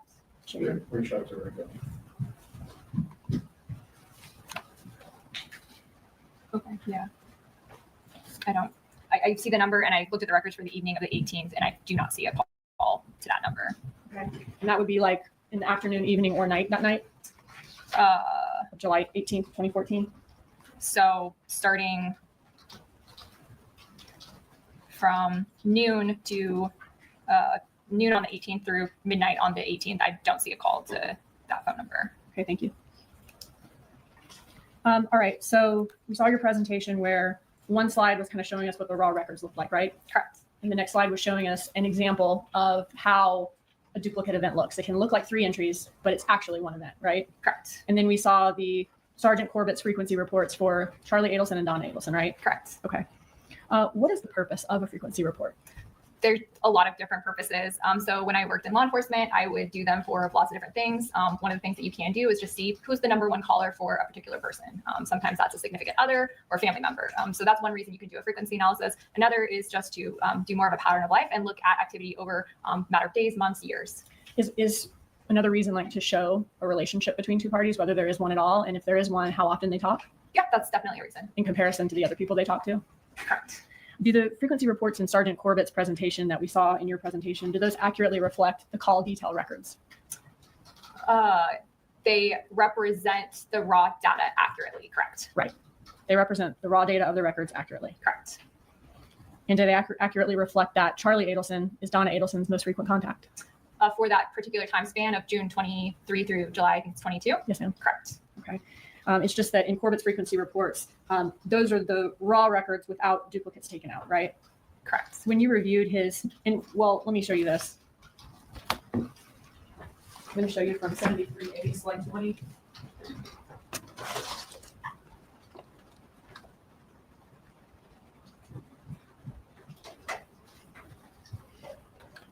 Are you familiar with this slide of the presentation?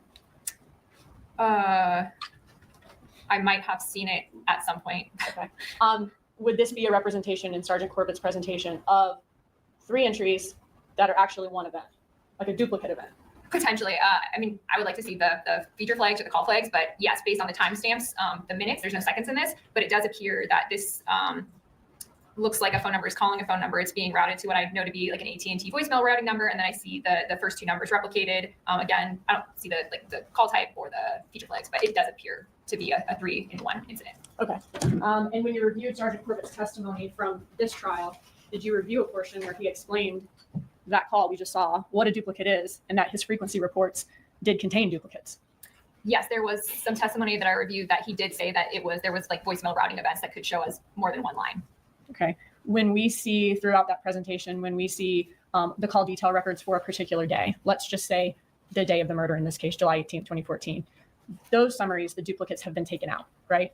Are you talking about like the slides that have just like the different rows? Yes, for significant events in the Correct. case. Yes. Okay. And if you were to go through that frequency report and you only took out the duplicates for Donna's records for Charlie and Donna communicating, right? Correct. If you were to go through that frequency report though and take out all the duplicates across the board, it would reduce the total amount of communications for each contact, right? Correct. Okay. But it wouldn't change the frequency ranking of each contact.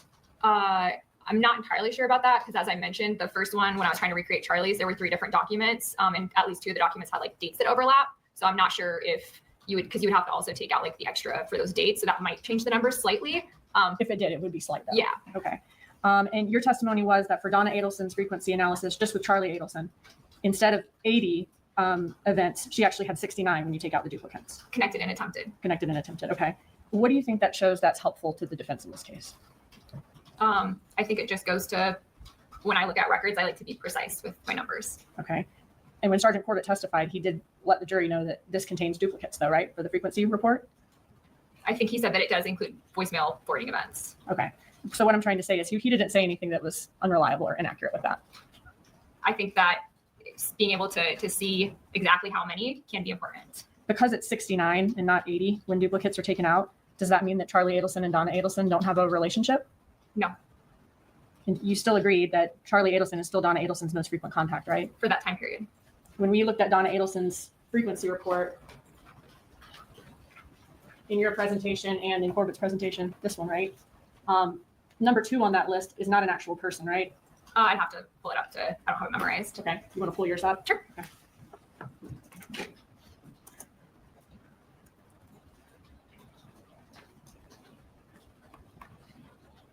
Is the second ranking on that list her voicemail, AT&T voicemail routing number? Correct. Okay. So, and then third place on that list of most frequent contacts is Harvey Adelson, her husband, with the 9032 number? Correct. Okay. So Charlie Adelson would still be first, followed by the number of calls routed to voicemail. Correct. Where did you fly her from? Portland, Oregon. Okay. And how long did that take? 6-ish hours. And was that paid for by you or paid for by the defense? Paid for by the defense. And how much are you charging for your work in this case? The roll-off charge is $300 an hour. And does that include the work that you did that we saw here in court prior to coming to court today? Correct. Okay. And does that include your travel? Correct. As far as $300 an hour during the time that you're spent traveling? Correct. It's the company's policy. Okay. And waiting to testify and testifying, is it that same amount? Correct. Do you know the total amount the defense has paid for your testimony here today? I don't. The company does, but Do you know about the amount of hours that you spent on this case, including travel? the amount of hours on the total case, no. On travel, they just do a flat rate of 10 hours if I work over 10 hours. So for yesterday, so that the trip for the trial would have been about 30 hours, so about $10,000. Okay, thank you. For your representation. Yes, sure. Thank you.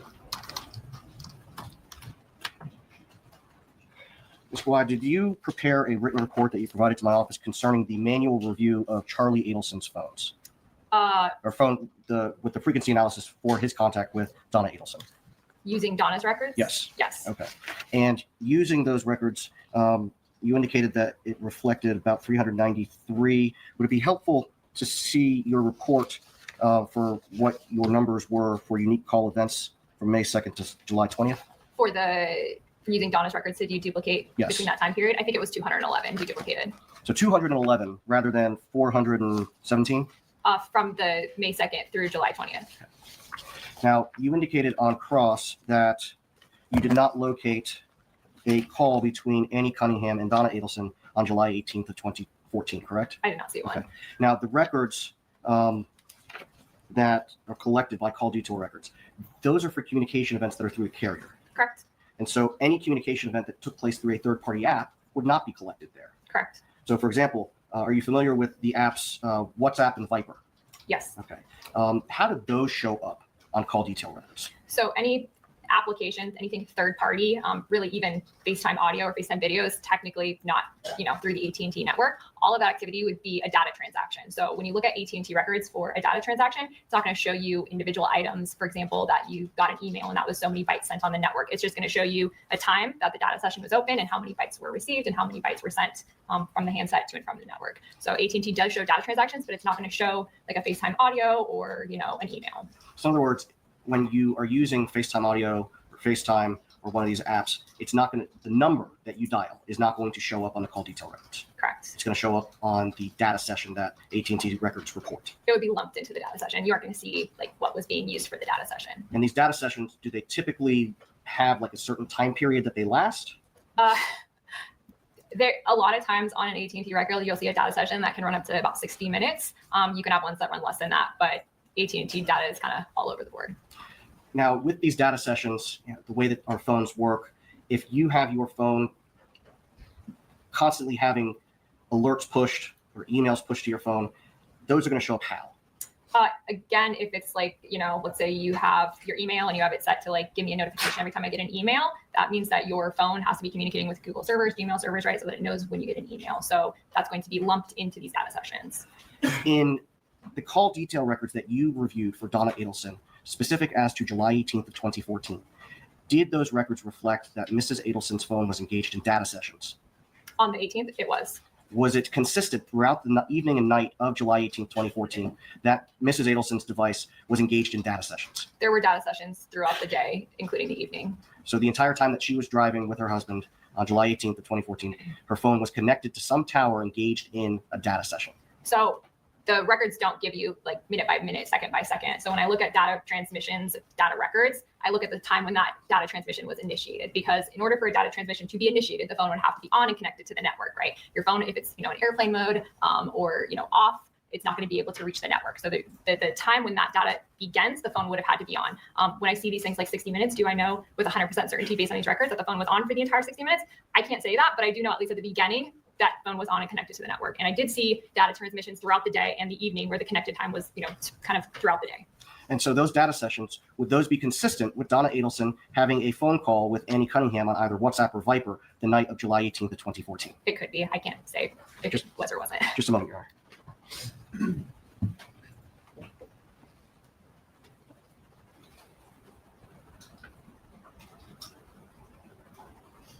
Nothing further from Ms. White. You may step down. State to ask one more question. What's that? State to ask one more question. This witness is only here for today and the defense subpoena. Yes, Your Honor. She flies out this evening. Do not permit recross. Approach.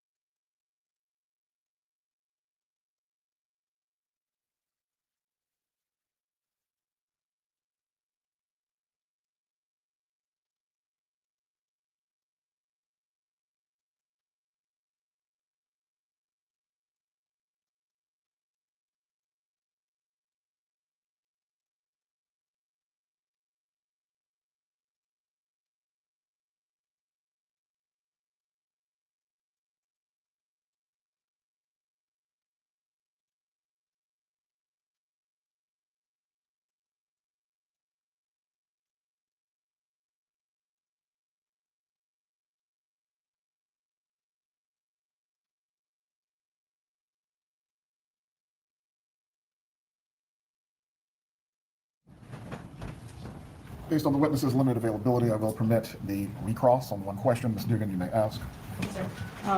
Defense asked, well, could there be a call to Annie Cunningham on WhatsApp or some app that you're not able to show?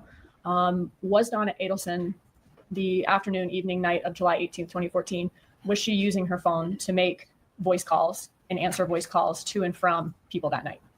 Like, and when I say voice call, I mean like if I picked up my phone and called your phone, an ordinary voice call, was she using her phone in that manner with other people that night? Yes. Okay, thank you. So the defense need to redirect on that one. One question, and I'll keep it at one. Ms. White, can you pull up the phone records for Ms. Adelson on the night of July 18th of 2014? Give me a second. That wasn't one question, was it? No, that was preparatory. All right. Do you see, can you tell us how many calls from 8:30 p.m. until 1 a.m.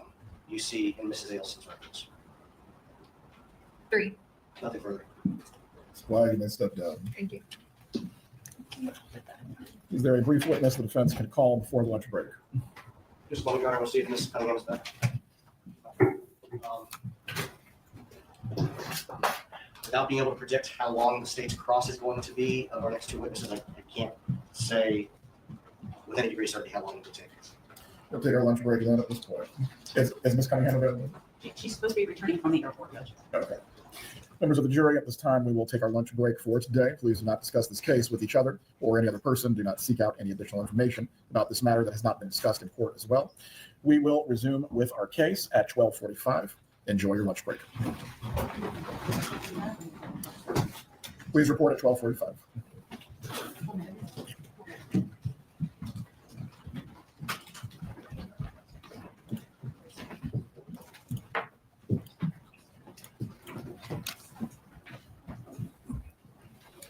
Everyone can be seated.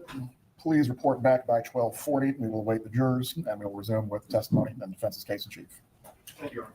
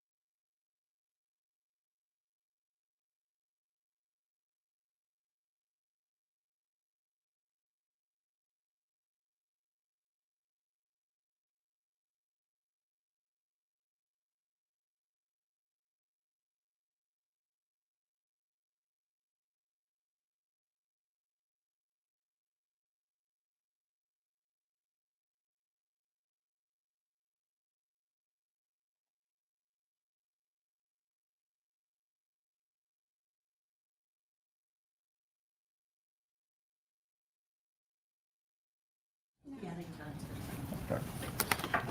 All right. Mr. Zellman, were you able to obtain Ms. Cunningham, or was she able to return? Yeah, return. Okay. Judge, can we approach on scheduling matters? Yes.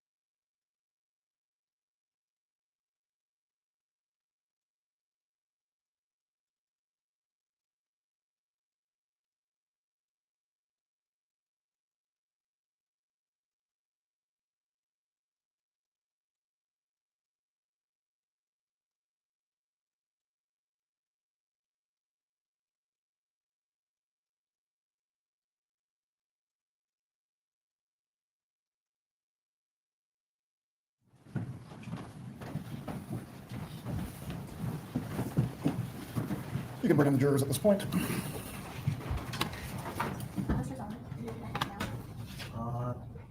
Not until later.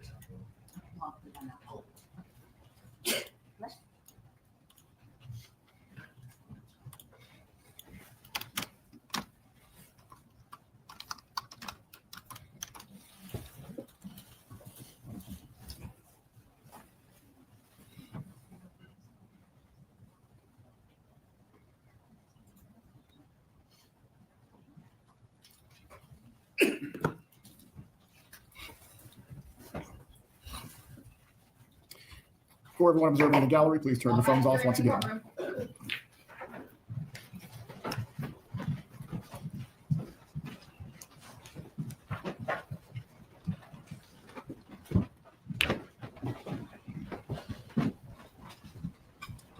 Please be seated. Members of the jury, I hope you had a restful break period. At this time, we are going to continue with the defense's case in chief.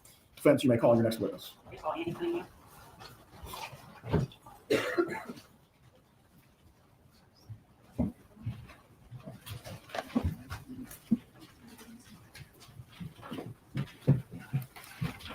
Ms. Cunningham, you remain under oath from being previously sworn. I just want to remind you, you are to tell the truth in this matter. You may be seated, and at this point, you'll be examined.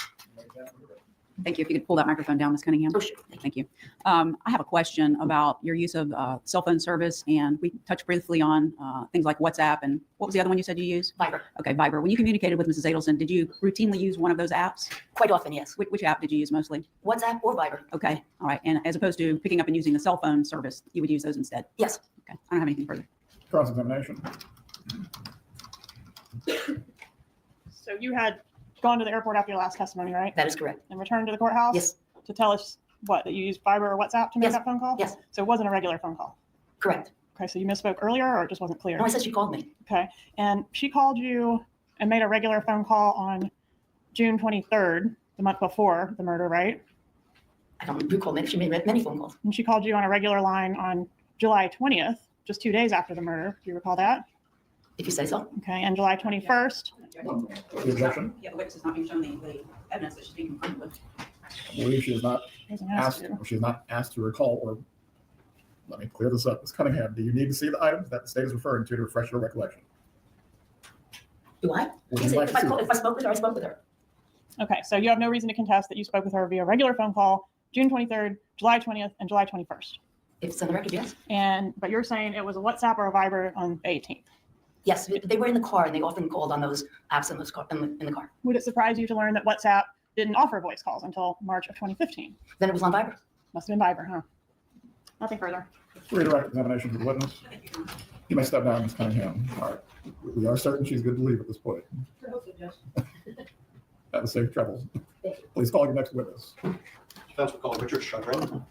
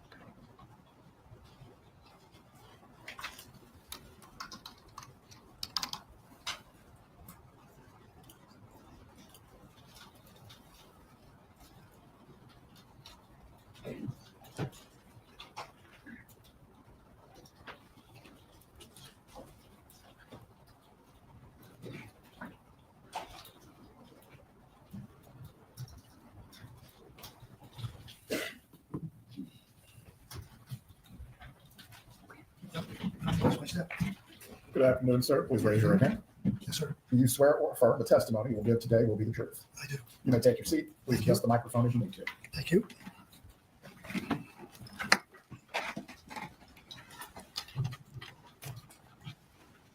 Good afternoon, sir. Can you please introduce yourself to the jury?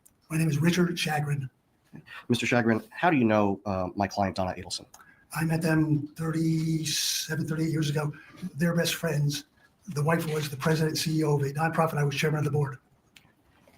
And you grew close with Donna and her husband, Harvey Adelson? When I first met my wife 36 years ago, we formed a gourmet club, and they were part of the gourmet club. We met probably every 2 to 3 months. And then as the years progressed, we became friendlier and went on a number of vacations with them. And you say gourmet club. Is it? Gourmet dinners at people's houses. Now, are you married, sir? I am. Okay. And what does your wife do for a living? She's an attorney. What kind of attorney? Specialty is real estate, corporate, and bankruptcy. Estate planning? Yes. Okay. Now, did you speak with Donna or Harvey on the day that Charlie was convicted? No. How about the next day? Yes. Without telling us what they said, did you and your wife go to their residence in Miami? Yes. Okay. And when you got there, can you describe Donna for us? She was distraught. And what about Harvey? Harvey was like in shock.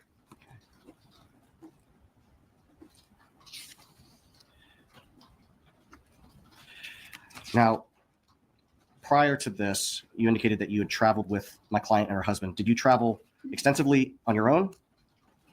Well, we went on cruises, and then we did there was 13 of us did, I guess, 2 weeks in Israel. Were you somewhat savvier than they when it comes to booking travel? Oh, yeah, I've been to 75 countries around the world. Okay. And were you asked to assist them in any way on November 7th of 2023? Yes. And specifically, what were you asked to do? Initially, I helped Donna with the visa. And then when we were done applying for the visa, Donna took Susan to show her the dress that she bought for Lincoln's bar mitzvah. And then she asked Harvey to sit down with me and make plane reservations. Okay. When you sat down to assist with the reservations, what did you discover? The ironic thing was that the round trip was a fraction more than one way. And I suggested, since you don't know when you're coming back until sometime in January, book a one way. And I remember commenting to Harvey, I said, I'd be willing to bet it's cheaper to fly from Vietnam to the United States than it is from the United States to Vietnam. Now, let's back up a little bit. Let's talk about the visa. Were there options that were given when selecting which visa to apply for? To my recollection, there was only 2 options, a 30-day or a 90-day. Do you know why the 90-day was selected? Well, I said they didn't know how long they were going to be gone. And do you remember if the visa that was applied for only allowed them to come into the country once, or did it allow them to come to the country multiple times? I'm not aware. Now, you indicated that they were coming back for their grandson's bar mitzvah? Yes. Okay. Why, if you know, why were they wanting to get out of town? Well, unfortunately, they were barraged by the media. Unfortunately, they live in a condo, so they didn't let them in. And they were afraid to leave the building. To your knowledge, had the Adelsons been to Vietnam in the past? Yes. And they found it to be relaxing? To my knowledge, I was there. I thought it was a great country, great people, great food.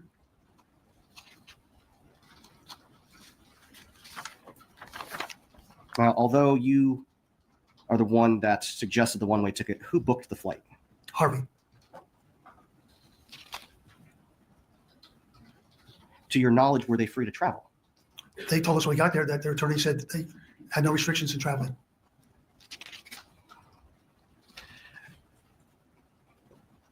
Can you describe the type of mother and grandmother that you observed Donna to be? Well, Donna was the ultimate Jewish mother, unlike my wife, that was very involved in their children and grandchildren's lives. I think Donna maybe was a little more involved in her grandchildren because of the situation of grandsons losing their father, Wendy working, and also they live close by, Donna and Harvey in South Beach. So am I hearing you correctly? You would describe Donna as a typical Jewish grandmother? More than typical. And a typical Jewish mother? Yes.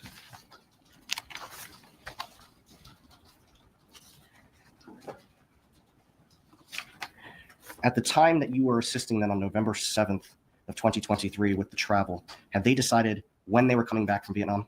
They were undecided, other than the fact that they were going to, whether it was prior to the bar mitzvah or just before the bar mitzvah, they didn't know how long they were going to be gone. But they were coming back for the bar mitzvah? Oh, definitely. They wouldn't miss it for the world. Just a moment, Your Honor.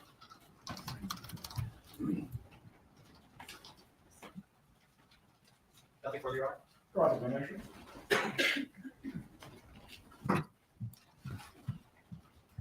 Sir, at the time that the travel was booked, the bar mitzvah was less than 90 days away, right? It was in January. Do you recall giving a deposition? It was by Zoom, but I was present August 29th, 2024. Vaguely. And in that deposition, weren't you asked, so did you make any of the decisions when to travel or how to travel, or were you just the conduit to the technology? And your answer was the conduit for the technology. Yes. But today you're saying you're the one that suggested that they fly one way. Objection, Your Honor, improper impeachment. Overruled. Isn't that right? Well, to me, that's part of being the conduit, just suggesting. You were there because you were more computer savvy than Harvey or Donna, right? I was there that day. Yes, sir. To help with the computer is what you said in the deposition. Well, once we got there, I was there because my wife had done the estate planning for them. Okay, but what you did in reference to the travel planning was help with the computer Yes, because you were more computer savvy than these two. correct. But today you're saying you suggested the one-way flight, right? I just offered my suggestion. Okay. And you said that Donna Adelson is a typical Jewish grandmother. Does a typical Jewish grandmother suggest dressing her grandchildren up in Nazi uniforms? Not to my knowledge. No further questions. Redirect examination. Thank you, Your Honor.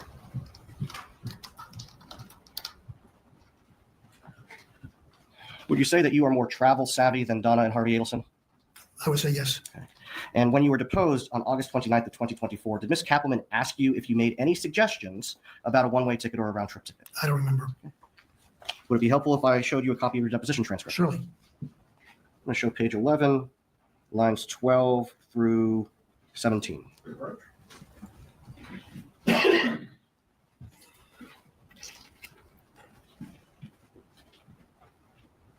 You're looking, want me to read which one? If you could just read page 11, which is where you're on, lines 12 through 17. 12 question. Okay. To yourself. Oh, I'm sorry.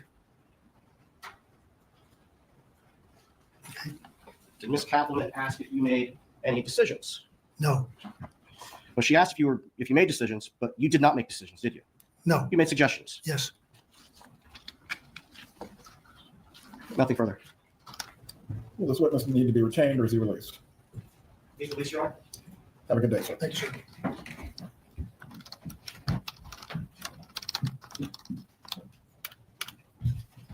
Please call your next witness. The defense would call Donna Khan.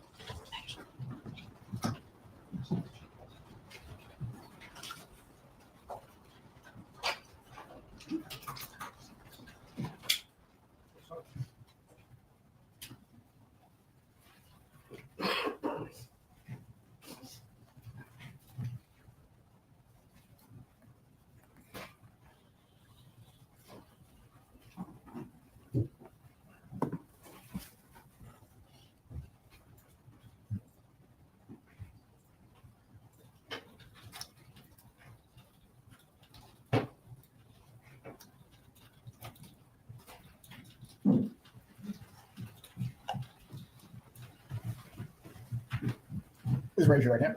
Do you swear or affirm the testimony you will give today will be the truth? I do. You may take your seat. Please speak loudly and clearly for jurors. You can adjust the microphone as you need. Thank you, Your Honor. Good afternoon. Can you please introduce yourself to the jury and spell your last name? Yes, my name is Tarana Khan. Last name is Khan. And Ms. Khan, how are you employed currently? I'm a mitigation specialist / paralegal for the Federal Defenders of the Middle District of Georgia. And what is that what are those job responsibilities entail? What I do is I go down three different, the male side and the maternal and paternal side of the families, and I investigate all of the issues. I don't do effect investigation, and I also do the mental evaluations not the evaluations, but I go back, doing all the records and get all the things together, present it to the courts so we can try to get a lesser sentence for our clients. Okay. And that's with a habeas unit? Not right now. I'm just with the Middle District of Georgia. But I was doing that with habeas here in Tallahassee. Okay. And how long have you been in your current role in the Middle District of Georgia? 1 year in Georgia. Okay. Prior to that, did you work for the Federal Defender's Office here in the Northern District of Florida? I did the Capital Habeas Unit. And can you tell us what you did there, please? Yes, I did investigation, went to talk to clients, all their families. It was more of a fact investigation at that point. Okay. And so that entailed you going out at the direction of the attorneys that you worked with, interviewing individuals, Correct. gathering records, Yes, and that included individuals that were in custody, correct? correct, And preparing reports correct. and presenting that to whom? The attorneys. Okay. Did it also bring you to have occasion to testify in court ever? No. No. Now, how long were you employed with the Northern District of Florida Federal Defender's Office? From 2016 until July 2022.